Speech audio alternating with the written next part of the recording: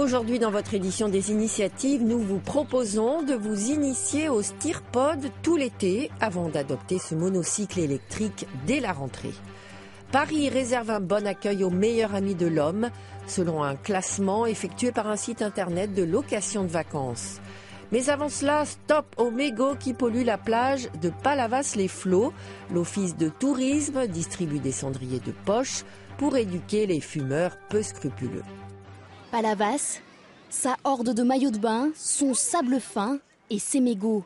La cigarette est omniprésente sur la plage et chaque fumeur a sa manière pour s'en débarrasser. Après, je vais l'écraser dans le sable mouillé et puis je vais le garder à côté de moi pour le jeter à la poubelle. Je vais le mettre dans la canette là, puisque j'en ai une. On en a une au fait ? Ouais, je vais le mettre dans le verre là, ouais. Vous en débarrassez pas sur la plage ? Non, j'essaye d'éviter toujours. Ça m'arrive de temps en temps quand j'ai pas rien sous la main, mais... D'autres ont encore moins de scrupules. Tu vas le poser où après ton mégot ? Par terre. Par terre, ça te dérange pas de le laisser par terre ? Non. En moyenne, il faut 12 ans pour qu'un mégot de cigarette se dégrade complètement. Alors pour éviter qu'il pollue la plage, l'office de tourisme de Palavas-les-Flots distribue gratuitement ce cendrier de poche. Et il suffit d'aller au poste de secours pour récupérer son cendrier. Mais l'opération, en place depuis 10 ans, reste coûteuse. Pour réaliser ces 5000 cendriers, l'office de tourisme a déboursé 3000 €, une dépense nécessaire pour préserver l'environnement. Ça a un impact écologique, bien sûr. Ça a un impact direct auprès de vous qui vous installez sur la plage. Quand vous voyez vos enfants qui jouent avec des mégots, c'est pas très agréable. Même vous, d'installer votre serviette sur des mégots. Voilà, c'est important pour ce geste écologique, ce geste citoyen. En France, une quinzaine de stations balnéaires ont banni la cigarette, mais elle est encore tolérée sur toutes les plages languedociennes. Parce qu'un enfant sur 3 ne part pas en vacances, le Secours populaire organise chaque année une journée découverte de la capitale. 70 000 enfants venus de toute la France et de l'étranger vont se retrouver au pied de la Tour Eiffel. Les bénévoles sont en plein préparatif. On reçoit le regard des enfants, des sourires, des merci, des grands merci. Il n'y a pas que des indifférents. Il ne faut pas croire. Non, les gens sont très reconnaissants et voilà, nous, ça nous touche. Enfin, moi, ça me touche.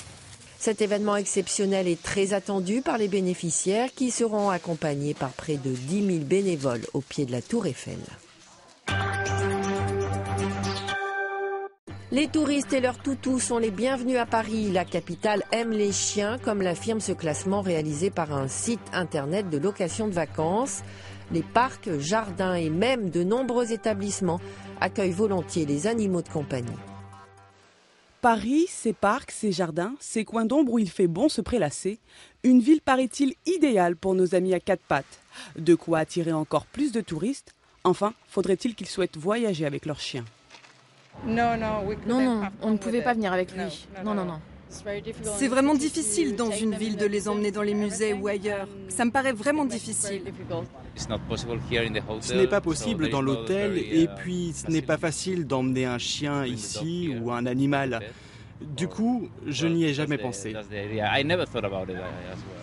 Et pourtant, une grande partie du jardin du Luxembourg accepte les animaux. Mieux encore, à quelques minutes de là, il existe un espace canin, place d'Enfer Rochereau. Un square de 845 mètres carrés de terre battue où les toutous peuvent se promener sans laisse 24 heures sur 24. Une initiative qui a permis à Paris d'occuper la 6e place du top 10 des villes dog-friendly, comprenez ville accueillante pour les chiens. Peu de touristes en fait ont vraiment le réflexe de venir avec leurs chiens.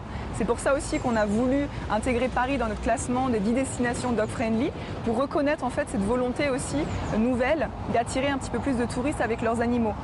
Le site de location de vacances recense plus de 1400 offres dog-friendly. Parmi elles, cet appartement 2 pièces avec jardin, situé au centre de Paris. Son propriétaire croule sous les demandes. Les gens précisent bien que leur chien est adorable et ne fait pas de dégâts et ils ressentent le besoin de le préciser. En général, les gens ne précisent pas que leurs enfants ne font pas de dégâts, mais c'est généralement bien pire que les chiens. Avec 300 000 chiens, Paris est l'une des villes européennes qui en compte le plus par habitant.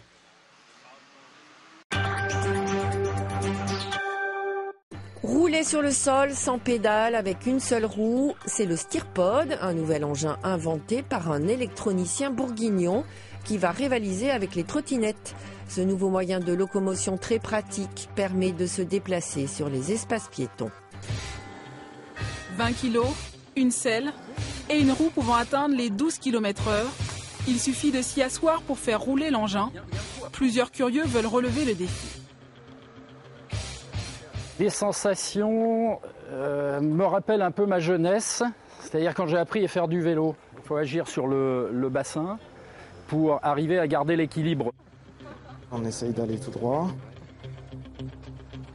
C'était très agréable, avec des sensations assez proches du ski en étant un peu plus, un peu plus sensible. On a vraiment une sensation de glisser sur le sol. Le monocycle électrique fonctionne sans pédale ni moteur. Il a été conçu par cet électronicien. Le Bourguignon y a travaillé durant 12 années. Au départ, il souhaitait économiser son énergie. Pour pallier à un problème de stationnement éloigné de mon lieu de travail.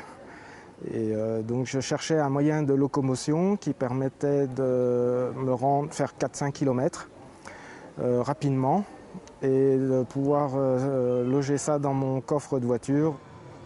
Christian Verduron s'est associé à un ingénieur de la région afin de créer son prototype. Pour eux, son fonctionnement est un jeu d'enfant. Il se dirige avec les pieds, c'est pour ça qu'on l'a nommé SteerPod. Il suffit juste de se pencher en avant pour avancer, en arrière pour freiner. Et puis vous avez un système de stabilisation latérale, donc c'est cette partie-là qui est révolutionnaire. L'engin rivalisera avec les skateboards et trottinettes en septembre. Il faudra débourser 2 000 € pour un modèle. D'ici là, des séances d'initiation sont proposées à Paray-le-Monial jusqu'à la fin du mois.